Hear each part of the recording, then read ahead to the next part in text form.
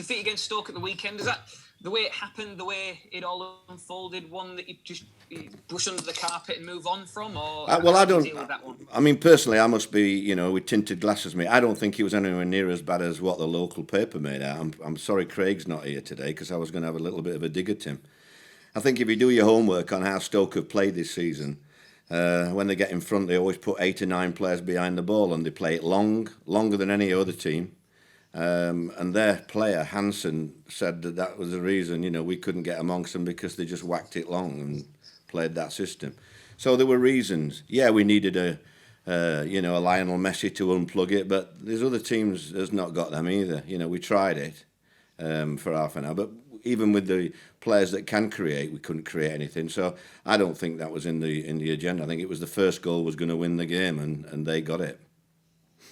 Is that the next step for this team, do you think? Being able to, because you play really well and you managed to do really well against teams that like to play, and is the next step maybe to try and unpick those teams that do, come in and sit in and try and frustrate? Well, I think every game is different. You've got 3 or 4 teams like Stoke, then you've got 3 or 4 teams like Swansea, and then you've got in-between teams. You've just got to have players to create, and in any level, whatever you do, it's just one of them days. As I said, I can't fault the effort at all, and I didn't think it was a particularly bad performance in the circumstances with the way that Stoke played. You're never going to get a Real Madrid. Real Madrid wouldn't pass it around against Stoke City.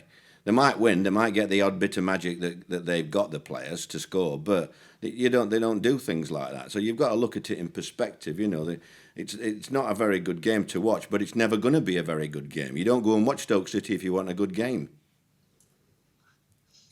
You've managed to bounce back after each defeat so far this season. Confident you can do that again on Wednesday? Well, I'm confident we can win every game if we perform as we can. Nothing changes. I thought Stoke was a winnable game, as I did, definitely thought Huddersfield was. Norwich, when I look back, they're all winnable games. So, we don't go anywhere different. I know it's going to be difficult because, I think whenever I've been to Preston, it's been one of the hardest games of the season, And you've said in the past how, after defeats, I think it was after the Norwich game I was speaking to you, and you said Monday on that particular week was a big day for you as a manager to make sure that you were on job, as you put it, and to pick the players up and then to set the plan ahead for the week to come. It was a bit of a similar week, and if so, talk us through how you manage your Monday. Well, I wasn't as depressed as I was after the Norwich game, no, if I'm honest. Because I thought definitely we should have won that game, whereas at Stoke I thought it was just a level platform, level game, not many chances either side. The more we committed, we probably left ourselves a little bit open. So there were nothing really.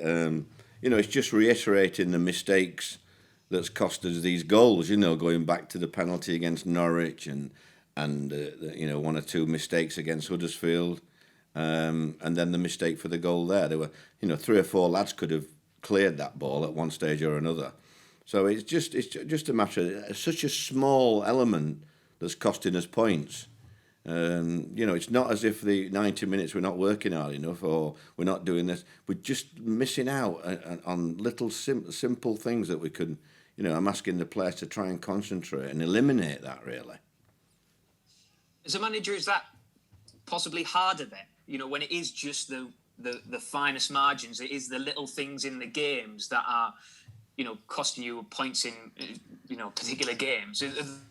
Those are hardest things to. They are, yeah. I mean, right, it is sometimes some of the youngsters as well. It's not just the senior lads. I mean, some of the young, Aidan Coulson's leg out against Norwich. I mean, I'll be talking about that in the years to come, I think. And then. Tavernier, Marcus could have stopped the. Not Marcus.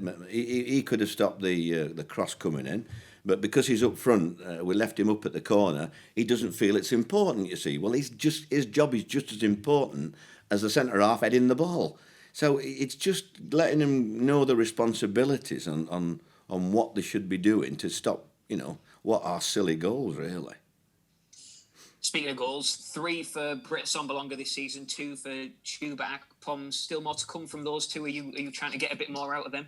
Yeah, I was disappointed. If I'm honest, I was disappointed in Tuba on Saturday. But it's hard when you're playing against such a physical, strong side. I had to laugh when they talked about they've had 2 or 3 injuries because of the physicality.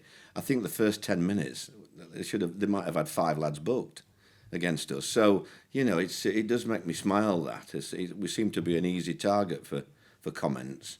But we just have to, that we have to try and provide more service to them, and if we can't, we have to find systems that lets them, more people can help them.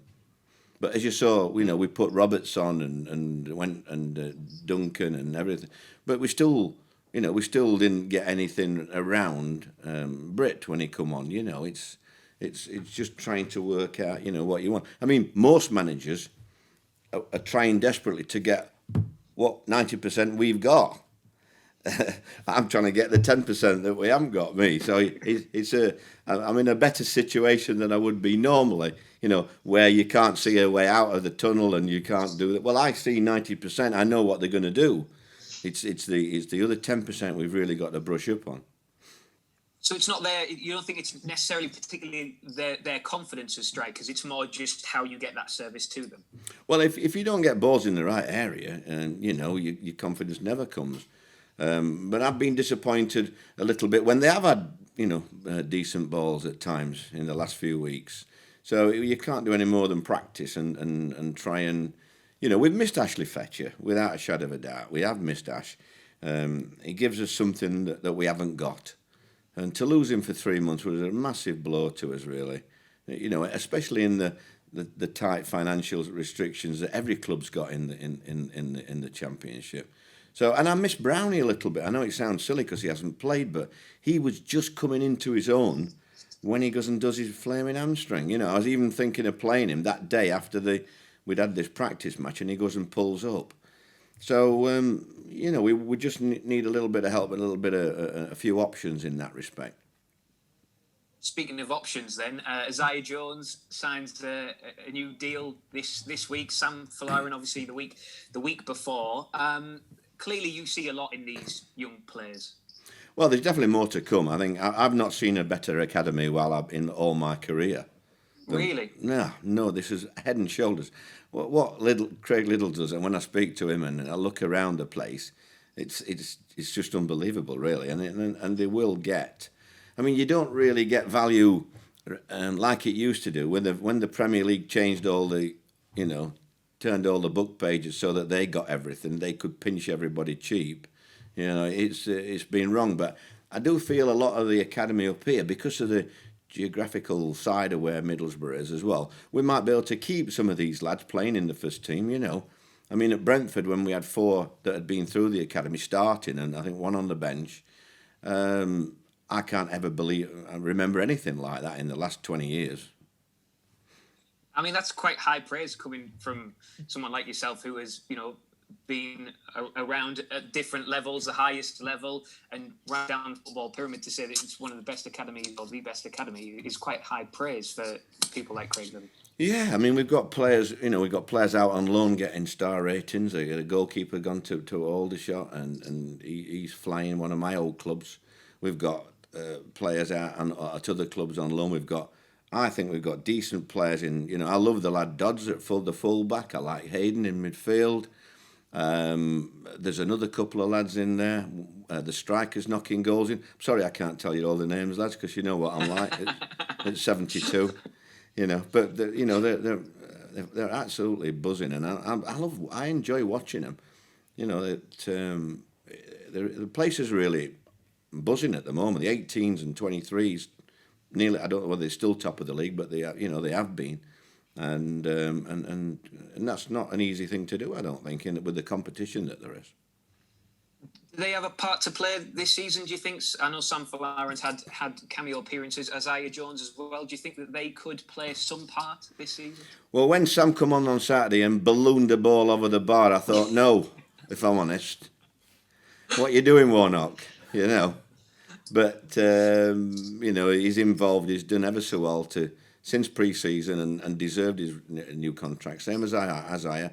He's got a lot in his locker. There's 1 or 2 really highly thought of by the staff that haven't signed yet either. So we take it on board with the staff that deals with them day in day out, and then when we feel it's right, we get them signed on, because that's the future of the club. And these lads, in the next length of their contract, in a couple of years' time, I think they'll be flying to get in the first team, and giving them experience of, even if they're not playing or coming on, travelling with the lads and training with the lads. It's got to improve them, and I think that's, like I say, it's as good as I've ever seen this.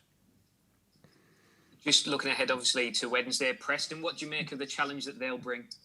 Well, it's always difficult there. When I go there, I remember when I was at Cardiff, we were flying and we went up there and got stuffed 3-0. I could tell you who the referee was as well, but I better not tempt fate in case we get him again on Wednesday. But it was, they're a really hard-working side.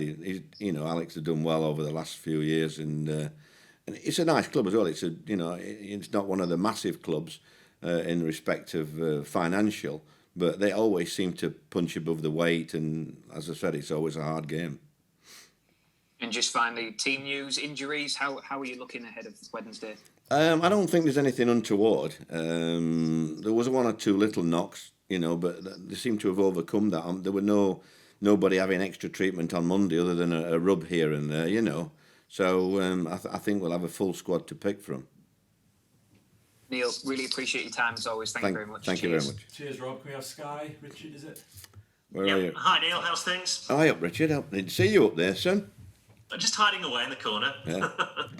I remember being sat down here talking to you just before the Norwich game, and you commented then that you were in the top 7 or 8, mixing it with Bournemouth and Norwich and the Brentfords of this division, and you thought you were perhaps a little bit ahead of the curve for what you had at the time. So when you come off a result like you did on Saturday, do you find yourself having to temper some expectations that you've created by how well you've played in the first third of the season? Yeah, it's not, how can I say it? There's that many different types of teams in the Championship, Richard. I just feel you've got to, we possibly haven't got enough physical players that we'd like against 2 or 3 teams. So we've got to make up for that in other areas. And I just think that they're giving me everything, Rob. And I can't fault them. Yes, I get disappointed. I probably get more disappointed than them in the fact that I know that we could win games that we've lost and where we should be in. But I suppose every manager goes through that. I would worry the other way if we weren't playing well, or we hadn't got the players to play well, and we never created anything, and we were doing this week after, a little bit like when I came into the club, then I would worry, because at one stage last season I didn't think we could get out of it, 3 or 4 games to go. So whereas now I think we could beat anybody on our day, and that's the biggest problem, on our day. Consistency. The younger lads in particular, when we come up against different problems that are causing us from different types of teams, some of the younger lads find it difficult to adapt to that.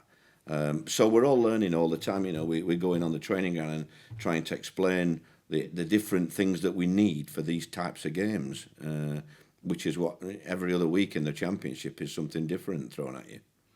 Is that what we found on Saturday then? A different style, different problem posed, and just experience trying to work out how to unlock the door? Yeah, well, listen, I read, because obviously I was going to have a little bit of a dig at my Craig Johns today, but he's not turned up. He's not a bad judge either. I bet Dominic's laughing his head off on here.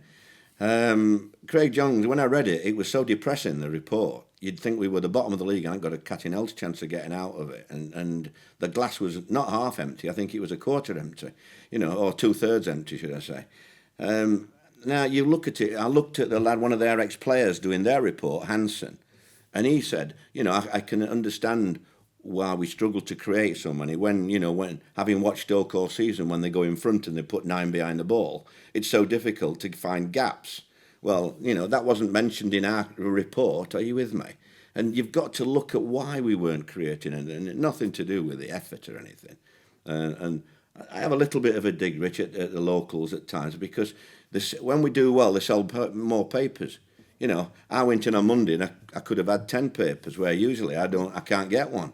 You know, so I think you've got to be a little bit careful when you criticise the local ones. I think you can be critical and you can accept it as long as you think it's constructive. And I didn't think it was constructive at the report. I think if you looked at the Stoke and how they played and what we did, you know, I thought we dominated the second half. We didn't have anything to, you know, but I think Lionel Messi and our team would have struggled to create something against Stoke in the second half, the way they had the numbers back, the way that the referee let them waste time. Everything was stop, start, stop, start. So you've got to look into that a little bit more than, you know, it's, I suppose, when you've been depressed for a few years, like Craig must have been, it's easy to go off like that. Looking ahead to Preston then tomorrow night, Alex has come in for a little bit of criticism because their home form has been much worse than it was last year when it was their away form that was the problem. Conversely, it seems to have turned on its head this time around. Are you surprised, given your experience of going to Deepdale and playing as an away manager before? Well, because we were playing them, I watched a game last week or 10 days ago, Bournemouth versus Preston, and I've never seen a better performance than that. It was unbelievable, the passing and the move against Bournemouth. And I just thought, wow. I think they won 3-2, I think. I think I turned it off at 3-0. And then they must have got 2 late goals, the team. And I thought they were as good a side as I've seen this season. So he might be having the same problems that Neil Warnock's having at Middlesbrough. You know, which side's going to turn up on the day, you know what I mean? I would say this, though, at Middlesbrough, Preston, at places like that, fans make a difference. Oh, by gum, they do make a difference. You know, when you go out the tunnel at Preston, you know, and you hear that, the crowd, it does get behind, you know, it does make you, that, you know what I mean, that little bit more. So it's, you know, the quicker we can get a few back, hopefully if we keep going like we are, we might get down to tier 2 and have a couple of thousand back in by Christmas, which does help. It makes such a difference to everybody. So it's, I think they'll be missing that like we are. Final question from me. Senses on fans as well. I know back post lockdown in June, you went to Millwall and it was decided not to take an in. You sort of wanted to move on from that. Given what's happened over the last weekend and the statements that have come from the EFL, the players at Millwall have said apparently they want to take a knee tomorrow night. The fans were quite vocal in what they thought last weekend. How difficult does that make that for a football team? Well, I think there's not that many voices coming out with one thing and another that I think everybody's quite mixed up about anything. We haven't taken the knee now for weeks ourselves, but Britta Sombolonga, who's our captain, come and told me why they didn't want to take the, you know, and it was Black Lives Matter, I think the political part of the, and they said they felt with the club like Middlesbrough, who do so much with the foundation and everything behind the scenes, he didn't feel it was appropriate, and they didn't want to give some certain parts their support, whereas Black Lives Matter and everybody else wants to support it. So I think that's a good idea. Me, Millwall, and QPR getting together on the pitch, because I know Les Ferdinand, they haven't done the knee, so it's, you know, I don't think you should do the knee for the sake of it. I think, you know, actions speak louder than words, and I think behind the scenes, you know, which I think. I don't know about anywhere else, but I know Middlesbrough behind the scenes, the foundation, everything. There's a lot going on behind the scenes, and in fairness to Millwall, I mean, it must be really frustrating for them. You know, I mean, we've got them on Saturday, so I'm sure I'll get asked more on Friday, Rich. But they do so much behind the scenes, you know, down there. So to get let down with a few, it's, you know, but it's the same everywhere. It's just the few that make themselves heard, isn't it? Sure. All right, Neil. Best of luck tomorrow. Good to talk as always. Thank you very much. Thanks, Richard. Look North is Dawn. Yeah, Dawn, top right. Hello, Neil. Hi, it's Dawn. Dawn here from Look North. Hi. You were talking about, you know, trying to give the players a sort of almost like a rule book for every potential scenario they're likely to face on the pitch. But at the end of the day, they've got to make a decision, haven't they, in the heat of the moment? So you can't coach every single thing into them, can you? Oh, no, Don. It's just a matter of, you know, certain teams have a reputation for doing different things, etc., you know. I won't mention teams because I'll get into trouble for doing it. So, but I think it's just making the players aware what you might be able to, what's coming up against. And I don't believe in telling them about little individual things. It's just in general, Dawn, about the team we're playing, which I would do anyhow. It's just this year in particular, the Championship is so close. And there's so many different types of teams. I've quite never known it like it, if I'm honest. And it is so tight as well. There's really not that much between the top and well, certainly 10th, where you are. And over the next few weeks, well, until the new year, I think all the teams you play, are below you in the table. So in theory, at least you have a great opportunity to get some points. Well done, Don. You look at the table more than me, darling, and the fixtures. I've not really paid much attention beyond Millwall on Saturday. And Rotherham on Boxing Day because I'm at home at Christmas Day, and I see Rotherham, my mates, on Boxing Day. No, I mean, all I can say to you on that is you've only got to look at Wickham. I mean, they drew at Preston the other day, didn't they? And they were disappointed not to win. People thought they were going to get, just cast aside, and yet they're not. They're not going to get cast aside. No such thing. No team in this league, are going to be easy. When you look at the league table, on any day, anybody could beat anybody else. So I don't think any manager gets carried away looking at fixtures, saying this, that, and the other. Yeah, I think when you're in the Premier League, Dawn, you look at the fixtures and you know that Liverpool, Man City, Man United, Chelsea, Tottenham, if you get a point out of them, you've done well. And so you look at that and hope that you haven't got them in the next few weeks. But the Championship's different. The Championship, even the teams coming down with all the money that they've got, I don't think there's anything unparticular. Norwich have shown the vulnerability. Bournemouth have shown the vulnerability. Watford are showing it now. So all of a sudden, it becomes really an open league, even more so than it was a few weeks ago when I thought the three teams that come down would just go away. But it's not proving to be like that. So I think it's going to be even more closer than I envisaged. It has been quite unpredictable at times, certainly. Just looking ahead then to the end of the year, where would you ideally like to be going into 2021? Well, I've always said to the players, if we could be 2 or 3 points away from the playoffs, I'd be delighted. And nothing changes. I'm frustrated that we're not already in there.